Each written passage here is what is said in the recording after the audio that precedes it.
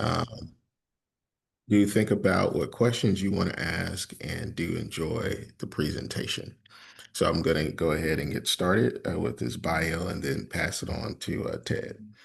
Ted Devereaux Jr. has dedicated his career to higher education, serving at 4 historically Black colleges and universities, and as a deputy director of Jefferson County Committee for Economic Opportunity in Birmingham, Alabama. His passion for his church is very evident through his leadership in the restoration and strategic planning for the 16th Street Baptist Church. As chair of the board and founding member of the Alabama African American Civil Rights Heritage Sites Consortium, Ted has played a pivotal role in preserving and promoting civil rights heritage. Ted is a proud graduate of Morehouse College, the Interdenominational Theological Center, and the University of Maine. He identifies as a connector and facilitator of people, places, and things. His extensive board service includes roles such as chairman of the board of the National Consumers League in Washington, D.C., where he served 2 terms, chairman of the board of trustees of 16th Street Baptist Church, and board member of the St. Vincent East Health Foundation and the 16th Street Foundation. Additionally, Ted serves as an advisor on consumer affairs for 4 national organizations. Ted and LaJoyce celebrated 60 years of marriage. Congratulations. This year, they are proud parents of 4 children, 8 grandchildren, and 4 great-grandchildren. I am so grateful to present Mr. Ted Devereaux, who I've gotten to know and worked with and learned from. So I'm just so excited to have him here as sort of the other half of this great keynote presentation. He'll be speaking to Preserving History, Building Community in the 16th Street Baptist Church Restoration and Engagement Vision. So thank you so much for being here, Mr. Devereaux. Take it away. Thank you so much, Elijah, and thank you, Vanessa, for really having a wonderful session just prior to mine. I don't know whether I can live up to what you presented because you were just so excellent, but I will just talk from my heart, talk from my experience, and talk from my passion. And that passion is 16th Street Baptist Church. Um, it's it's wonderful to really look back on your life and see how God has placed different things in your life to lead you up to what your real calling is. And I guess the 16th Street Baptist Church preservation really came about as my retirement came about. I had my work life, retired, and then all of a sudden here this preservation project was that just consumed me in sleep, in waking hours, in conversations, and in every way that I would move. Most of you probably know about 16th Street Baptist Church because of the bombing that happened on September the 15th, 1963. But really, the church's history goes much further back. It was really established in 1873, 2 years after the city of Birmingham was really established in 1871. And in 1882, on this very corner where this church sits today, a magnificent brick building was built for 16th Street. The minister at that time wanted to have a steeple on the church. And so he asked the architect and the planners to build a steeple on that church.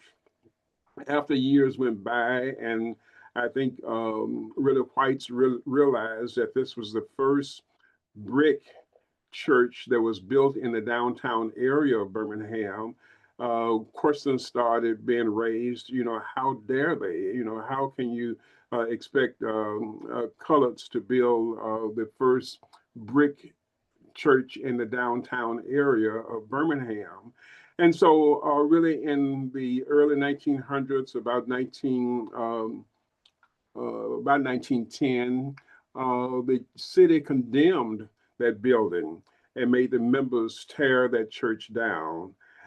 Fortunately, there was a Black architect, one of the first Black architects in the nation, Wallace Rayfield, who had been trained at Pratt Institute and had been recruited by Booker T. Washington to come to Tuskegee Institute to teach architectural science, left Tuskegee and was here in Birmingham to start his own business and his own practice, and was available to design the current edifice that we have known as 16th Street Baptist Church. It's a magnificent structure.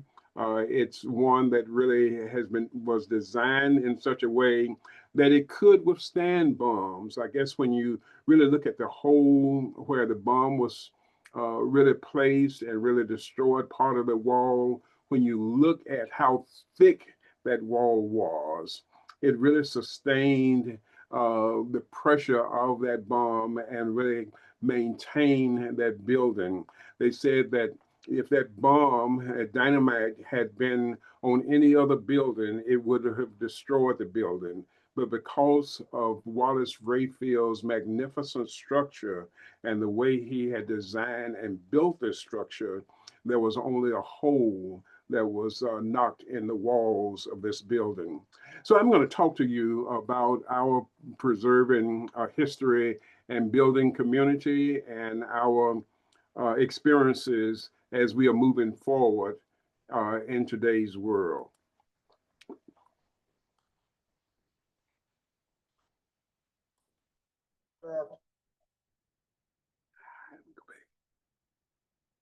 I'm sorry.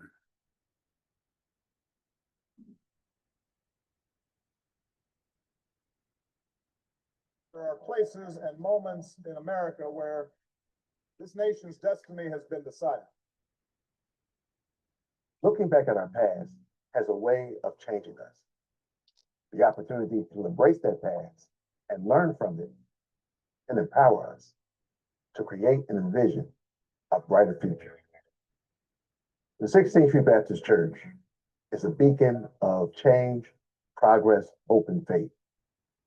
From tragedies to triumphs, what happened here propelled the civil rights movement into reality for our community, our city, our country, the world, and future generations.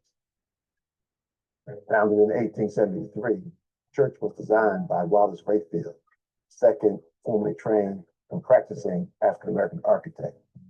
It thrived under Pastor William Pettiford and earned the nickname Everybody's Church, while Birmingham became known as the Magic City. The church was at the heart of the civil rights movement, particularly the 1963 Birmingham campaign, which was led by the SCLC, which included the Children's Crusade and pushed for desegregation of local institutions. But it was the tragic Ku Klux Klan bombing of the church that killed 4 little girls, that galvanized a generation, that motivated a movement, and became a catalyst of change as the world watched, witnessed, and wept, turning Birmingham from the Magic City into the Tragic City, from Birmingham into Birmingham. This tragedy became a catalyst for the passage of the 1964 Civil Rights Act. Today, I'm honored to lead the church and our vibrant congregation, a Bible-centric ministry that reaches the lost, the lonely, and the least of these, that reveals the broken, battered, and bruised, whether it's through school supply drives, health screening, our partnership with Family Court and Drug Court, job training for seniors, and marketing events to encourage Black entrepreneurship. The church is further recognized as the centerpiece of the Birmingham Civil Rights Act of the Mind. However, it requires maintenance, preserve its historical significance, and to remain structurally strong as an icon of Birmingham's commitment to equality and equity. As we celebrate our 150th year, the church's newest project is our Education and Visitor Center, which will be a place for people to come together and fellowship. The new building will be a place of healing and reconciliation. By embracing Birmingham's troubled past and the triumphs of that past, we brighten the future for all. We invite you to invest in the 16th Street Baptist Church and the future of Birmingham, to be a part of accelerated progress. With your help, what happens here can continue to change the world for the better.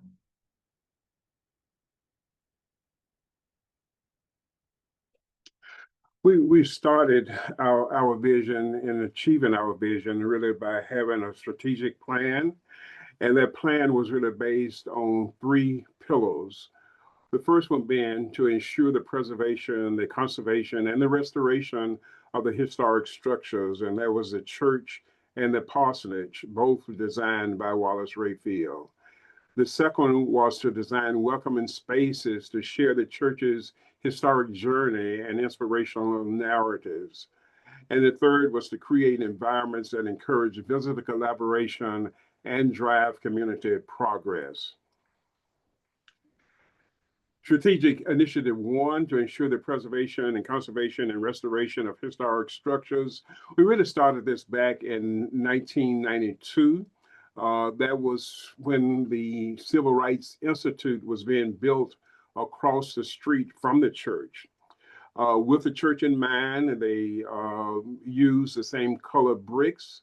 They used some of the architectural features of the church to really design that institute. And the mayor at that time told us that more visitors would be coming into the area and that we needed to prepare for those visitors. So we conducted a campaign to really do what we called a cosmetic change in the church of 16th Street. So we went through several phases of this preservation and restoration projects that we have completed. The first one being phase one from 1992 to 2001. We did the cosmetic upgrades, pews refinishing, carpeting added, elevators installed, HVAC system, etc. And that was done through a capital campaign of about $1.3 million. The second upgrade was in phase 1B, and the membership really took on this project with a construction loan of $400,000 to install some ADA restrooms that were added to the basement level, to repair some of the plaster on the main and upper levels, etc. And then in 2005 through 2010, we had a foundation stabilization and waterproofing capital campaign because we had realized that the walls were splitting and they continued to separate, and we really didn't know the reasons for that separation. But after engineering studies, we had to go down to the foundation to really stabilize that foundation and to waterproof that foundation in order to repair the cracks and to save the roofing on the building and create a new drainage system to stop the water leaks into the church basement. And that was really kind of a $3.5 million capital campaign. And then we moved toward phase two.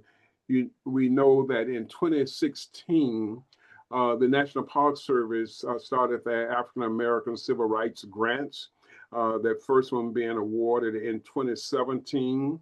We were fortunate enough to get one of the first grants that they awarded, and started to stabilize different parts of the building of 16th Street.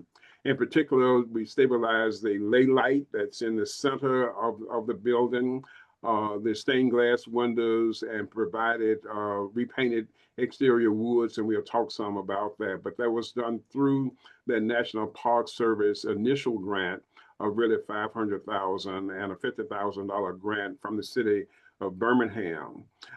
Then phase three, I'm sorry, we did upgrades with another National Park Service grant, also a National Trust grant, a Main Street grant, some local businesses and foundations that amounted to about $1.5 million.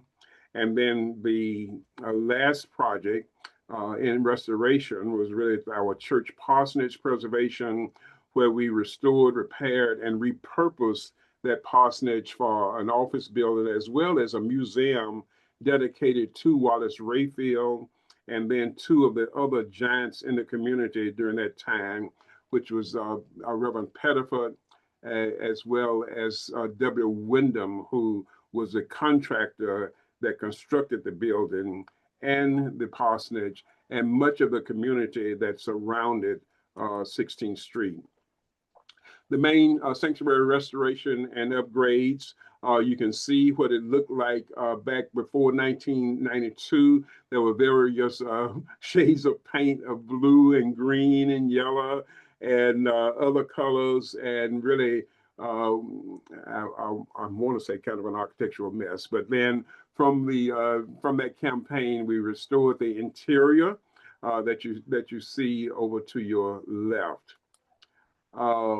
We restored the stained glass windows and repaired them. We used a professional stained glass window architect to come in to study those windows, to study the design of them, and had them all removed, carried them to a plant in Pennsylvania for the restoration, and then they were returned to the church. The same process happened with the lay light that's in the center of the church.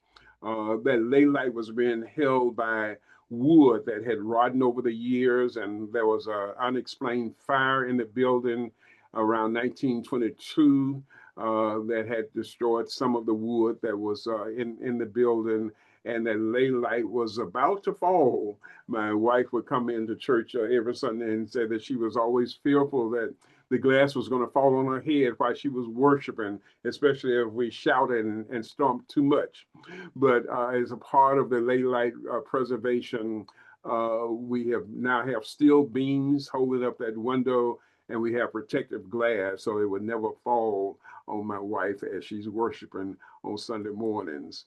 In the foundation stabilization and waterproofing, you can see we had to go below level to go down to the foundation to really repair it and to stabilize it and complete all of the cracks for that restoration. We installed a new electrical system and the HVAC rehabilitation and repairs. We also worked on the masonry for the exterior masonry and restored and repaired all of the masonry, tucked all of the bricks to bring it back to its historic significance. And we really had made some mistakes in the cosmetic changes of the building, especially some tile that we placed on the front steps that we had to go back and remove to bring it up to the period of significance as defined by the National Park Service and the Department of Interior. And so we had completed preserving our foundations and really moved toward strategic initiative number 2. And that was to design welcoming spaces to share the church's historic journey and inspirational narratives. We are an active church, and where we have many visitors come in throughout the year, and they want to hear the stories, they want to touch the space, they really want to know what really happened at 16th Street. We had to be faithful to the spaces for our regular church operations, our Sunday school, our weddings, our receptions, our fellowships, and all of that, but yet design the space in such a way that visitors could come in. And we do have, we open up for visitors Tuesday through Saturdays from 10 through 4 o'clock every day. And we welcome those visitors to those spaces so we can share the church's history and our journey. Originally, we had just some pictures around the wall that we would try to share, and some artifacts with visitors. But then we redesigned that into a museum redesign. We partnered with a local firm called Method One for honoring the memory of the 4 girls and also the history of the church. We hired a historian that collaborated with Method One and 16th Street to develop an interpretive component of the project. We developed a timeline and situated it around the basement's perimeter. that serves as a visual narrative of the church's journey. And we have done that with themes on each panel, and then also either scriptures, either quotes throughout that journey around the walls. And then we have provided various artifacts that have been incorporated in this experience in the church's museum. You can see visually how that really works now with the panels around the wall. And we have docents, volunteer docents that guide visitors around the wall to really tell the story as they take a tour of 16th Street. We also developed a gift shop that's on one of the walls, but it can easily be stored, and the spaces can be used for church activities. But during the weekdays, we can pull that out and use it as a bookstore. You can see some of the panels, and you also see some of the themes at the top of the panels. This one is the beloved community. Another one is the battle of a place. Another one is the building community, building the church, and various stories around those panels to give a good glimpse of the history of 16th Street, the building of a community, and what it took to really build that community, and how the church really extended itself out into the community to start the first Alabama Penny Savings Bank, started the first school for color, started the first mission society, and any number of other ideas and things to really be a part of the community and to build the community from the early days of in the 1900s.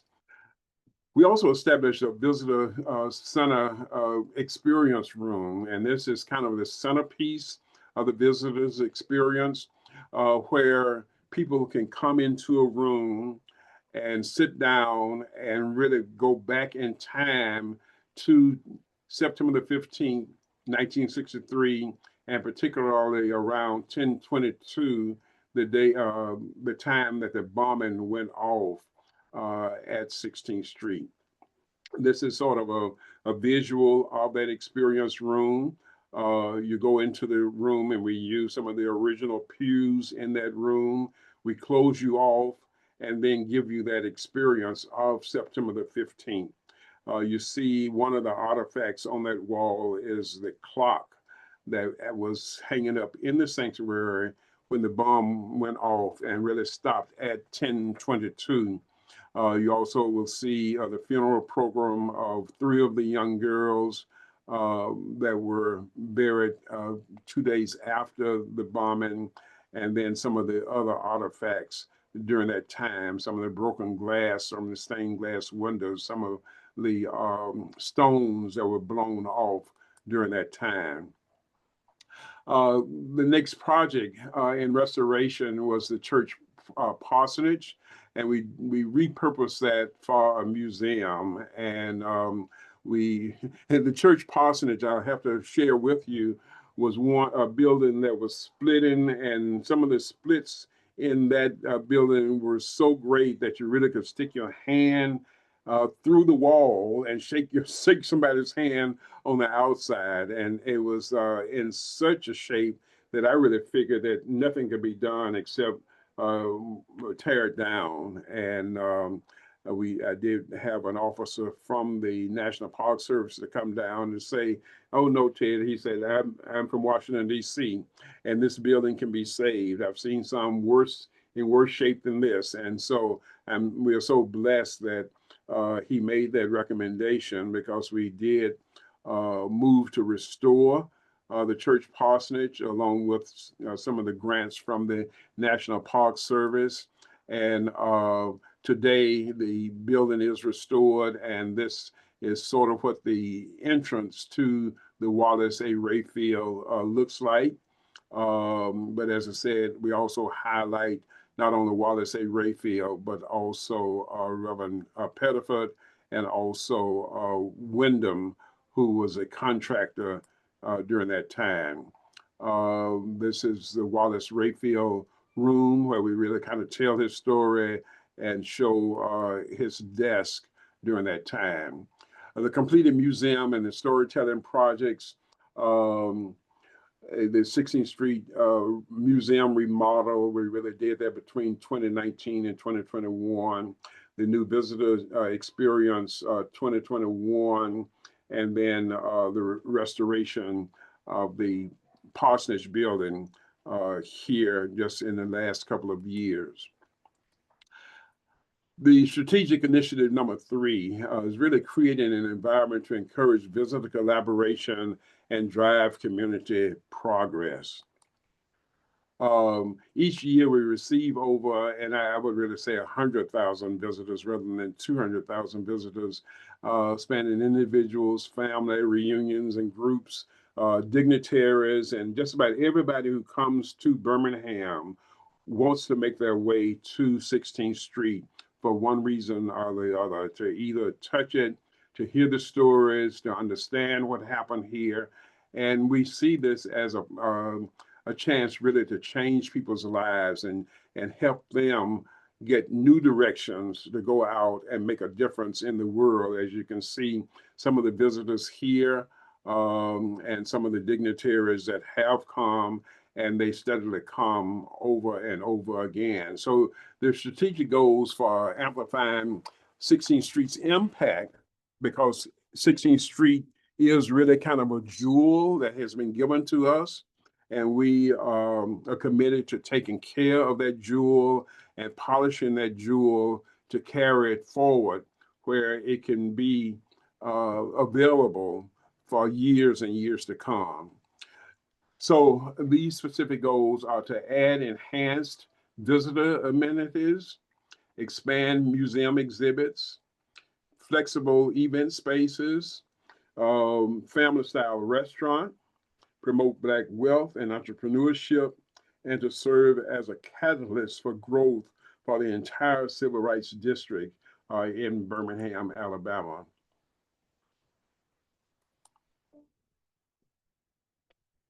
16th Street represents for me personally a symbol of cultural history that's the cornerstone of the civil rights movement. It's a place where struggle and strategy took place. It's a place where a generation was galvanized, a movement was motivated, and it was a place that was a catalyst for change.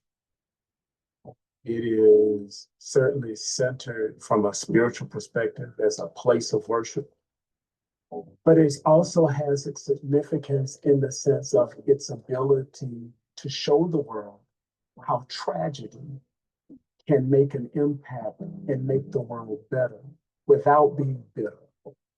We wanted to create a space where people can remember, reflect, and be challenged to re-engage themselves in the fight for freedom and justice. Imagine this. You have people who are coming to a space and they hear about the 16th Street story, a place where people can reflect on, a place where people can gather a new perspective based on nuanced stories that may have never been heard. And then more important, to be able to possibly sit down with someone and break bread. My hope is that we have generations coming together. Once they have a meaningful experience in the visitor and education center, then they can sit down and have a meal and they can talk about that amongst family, friends, or whoever they come in contact with who's in the area during that time. And maybe, just maybe, two things happen. Number one, we walk away as kindreds, that we walk away understanding that there is nothing that separates us. We're all human. But then the other piece is that we're inspired to go back. And if we can make this opportunity happen in this part, maybe we can make it in our own part of the world. I think that this project will have a great impact. I think it will foster a spirit of fellowship for people who want to understand what happened here and why it's important. I believe that visitors will come in droves to see what we have in our district, not just the 16th Street Baptist Church, but the Civil Rights Institute, the Ballot House, and other institutions that are around in this district. And by them being here, they will not just come and leave, but they'll come and stay and will also have a great economic impact on those businesses that are around this area. I want people to understand that once they leave this place, that there is a part of the world that needs fixing. The thing that comes to mind are the freedom songs, and how the freedom songs gave people who were sitting in these very seats, who were escaping, the courage to walk out there and do the work. Ordinary people who wind up finding the strength and the courage to take something that is broken, take something that is not right, and make it right, not just for themselves, but for the people that will live on after. And so that's my big hope. If I could sum up this project's significance in one sentence, it would be a place that will cause people to think, a place that will cause people to remember and to reflect and to get re-engaged in the principles of the civil rights movement. All of it's about helping people to be better people and to not do it in silos, but to do it together.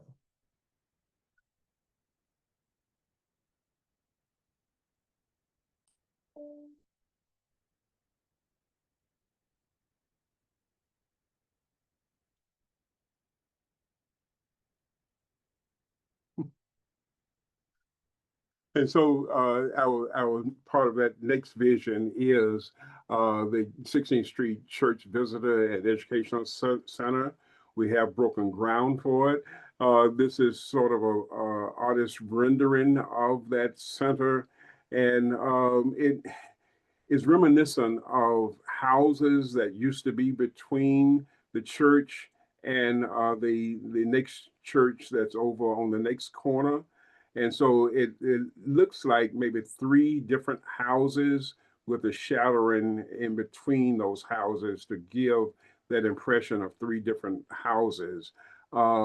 We went through a long process of trying to get this design approved. We probably went through maybe about 5 different designs to finally get approval from the Alabama Historic Commission, the local commission, as well as the National Park Service and the Department of Interior. And this is the rendering that was finally accepted and that we are currently building. This visitor center will have some wonderful pieces to it, wonderful parts to it. When you enter the lobby, you will see an engaging exhibit that will really inspire visitors. We got a grant from the Greater Birmingham Foundation really to design an art piece. And so this art piece will be right in the center of the lobby. It's like stained glass windows, but it's moving like a river, and we're calling it a river wall. And 1022, the time of the actual bombing, would be stamped on the wall, steadily moving up. And as visitors come in, they can use their cell phones to make commitments that they will go back to their communities, to their hometowns, to their areas or wherever they are from, to make a difference in the world after they have had the experience at 16th Street. That will be stamped on that wall and continually flowing up like the river. And they can also check other comments that have been added to that wall from the app that they will receive on their phone. So this was an interactive wall that we are calling the river wall that will be a part of this building. The other part of the building is a family style restaurant. I don't know if any of you have been to Monell's in Nashville, but that has kind of generated the idea that we wanted to do, where you go in and there are about 12 seats to a table, and you're seated anywhere around those tables. And once the table is complete with 12 people, then food is brought to you in bowls, and you're served family style. And then you're taught to pass the food left to the right. And what really happens is it generates conversation, it generates friendship, and what we call koinonia in the Christian world, and fellowship and loving one another. And that's the kind of experience we are generating in this restaurant that we hope to have in the Visitor and Education Center. Um, we want to have a warm hospitality, sustainability focus, community engagement, and affordable dining options. Everybody who comes to the district always asks, well, where can we go and eat?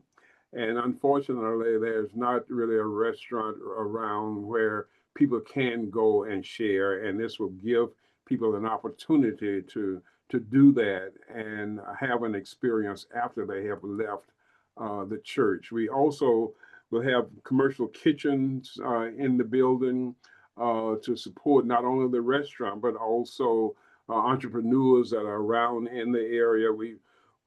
In our survey, we found that there were a number of single mothers as well as others who were operating out of their home kitchens, either doing candied apples, doing homemade ice cream, doing cookies, doing cakes, doing candies and other wares.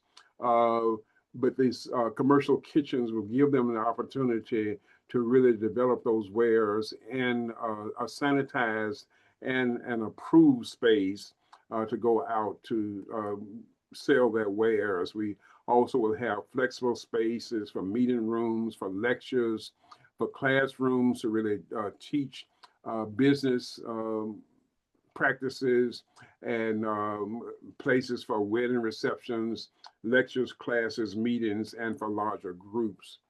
Upstairs meeting rooms will have training sessions, team meetings, and as well as workshops. So 16th Street, as you see on the space to your left, looks like a small entity when you really look at it from the sky view because of all of the larger buildings that have grown up in downtown Birmingham. But it's our belief that 16th Street, no matter how small it is in terms of vision, it really is probably the largest piece in this entire city. And so we are trying to take our rightful place to show the city of Birmingham, to show the United States, to show Alabama, and also to show the world as we move toward a World Heritage nomination that no matter how small, how insignificant people try to make you, no matter whether they try to make you tear down the church, whether they bomb the church, whether they have a fire in the church, that if God speaks, if God directs you, it becomes the largest unit in the entire area. And so we are taking our rightful place to be the keystone for the entire community of Birmingham, Alabama. I thank you, Elijah, for giving me this opportunity to present, and I will take questions as they come.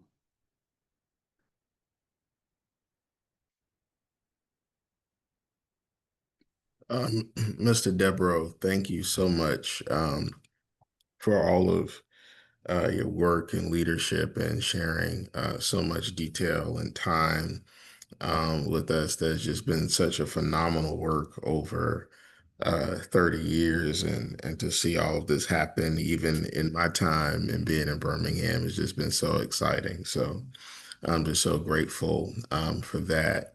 Well, I do have maybe one or two questions to kick off, but I just want to remind people, please put your questions in the Q&A, and we can definitely recognize that while you are here. So please be thinking about your questions, put it in the Q&A. Mr. Devereaux is such a wealth of knowledge and experience. Mr. Devereaux, I think one question that I would have is, we understand the historic significance of 16th Street Baptist Church and its role in the modern civil rights movement, and it's just a watershed moment nationally. how are you able to connect the theme from the last presentation, package the work and package the effort in phases and get buy-in, one within a congregation of a church. I think 16th Street Baptist Church, if you go to the website, it says where Jesus Christ is the main attraction. Main section, yes. uh, and and so, how are you able to get the consortium of partners? First of all, how are you able to get the congregation on board? Of because this is $10 million, yes, over 30 years, but particularly over the past 10 years, it's probably been half of that. So, how are you able to get those folks on board, and how are you able to corral partners, and then how are you able to go about, raising money? What were the key pieces of being able to build that capacity? Thank you for that question. A Baptist congregation is probably the hardest congregation you ever want to work with because we have leaders and individuals who um, always have all of the knowledge, and so it is difficult to really work with the many personalities that you find in a Baptist church. But I think we started off with that strategic planning committee, getting some key people on that committee, pulling them together, getting their ideas, and getting them to buy into the treasure that we really have been given by our forefathers, to give them the treasure of the history of the church, the significance of the church, as well as the significance that you feel from the national and the international level. And so once you get, I think, a few people to buy in, you kind of spread that out to others and you pull more and more people in. I think there's an African proverb that says that if you want to go fast, go alone. If you want to go far, go together. So the first step is to go together and pull people together and help them see the vision of where we can go. We are a small congregation. Most people think of 16th Street as maybe a large, flourishing church, but it's not. We really have probably about 250 to 300 active members. And so we really didn't have the financial resources to really do the restoration project, the preservation project, and now this new visitor center that's running us probably another $8 to $10 million. So we really had to go to the community. We had to go to funding agencies to really share our story, to share our vision, and then once doing that, that's how we really have ended up being successful in the various campaigns. And we have just completed the first half of a campaign from last year, and we've ended up with 7.5 million. And now we're going to launch a national campaign for an additional 7.5 million for this visitor and educational center, the programming of it, as well as the operations of it. So I think it's pulling the community together, uh, working together, sharing what the real vision is, getting them to buy into the vision. And I think God has a way of eliminating a lot of the naysayers who will not get on board with his vision. And we have seen that happen over a period of time. But it's all for the success of preserving the building, making sure that the building is still here for generations and generations to come. Thank you so much. What uh so there's preservation efforts, there have been some new sort of interpretive centers built. I guess one question, particularly given the congregation size, how have you been able to legally structure this effort so that you can have vehicles for financing these projects? Because I think in many of our neighborhoods, we all have the first African Baptist church or the first AME church that has, a lineage of folks, but how do we begin to think about, how we redevelop those places, the parcels around them, and what tips could you share for other congregations across, the nation who are looking to preserve their assets and then also expand in development? We have two 501c3s. One is a church 501c3, and then the other one is a 16th Street Baptist Church foundation that really deals specifically with the maintenance and the preserving of the historic structures. We are in the process of developing a third 501c3 that will be developed specifically for the education and visitor center. We have found that uh, this needs to be controlled by a separate source other than the church. And so that separate 501c3 is being developed. It's not completed yet, but the funds that we have raised here recently have all come through the church's 501c3. We have experienced and found that some foundations, some organizations will not give to churches as such, and so developing the education 501c3 will be another route where we can receive funds that we have not been able to receive in the past. The other advantage of the Education and Visitor Center 501c3 will be that it will be sort of a community of 501c3. So not only will there be church members, but there will be community members and some church and community leaders that will be a part of the board and the direction for their Education and Visitor Center. Thank you so much. So now we have a few minutes for questions. Please type in your questions in the Q&A, or if you'd like to come off mute, you can let us know that too. But please take advantage of this time. We have one comment, and Ms. Swain, if you wanted to embellish on your comment, let us know. But we have one comment request question saying, please repeat your profound closing statement regarding taking your rightful place despite negative attacks, which I think is a good question of given this particular administration's disposition and the work that we're all engaged in, how is 16th Street navigating that, given some of the funding sources that you even talked about are, have changed or have changed focus in jeopardy. So how do you see yourself navigating the institution through this period? I'm going through like a bull. I think that's our task. We can't hide. We cannot retreat because of current circumstances. We have to own what is ours. We have to develop and present what is ours. And let me give you an example too. We're in the process. We have ended up hiring about 4 different people now under our 501c3, under this new Education and Visitor Center, as well as maybe about 25 volunteer docents as a part of the whole project. But as a part of the new Education and Visitor Center, we are developing a curriculum that we are going to share with elementary, junior high, and high school students. We're going to start training teachers in projects, in workshops, and in sessions.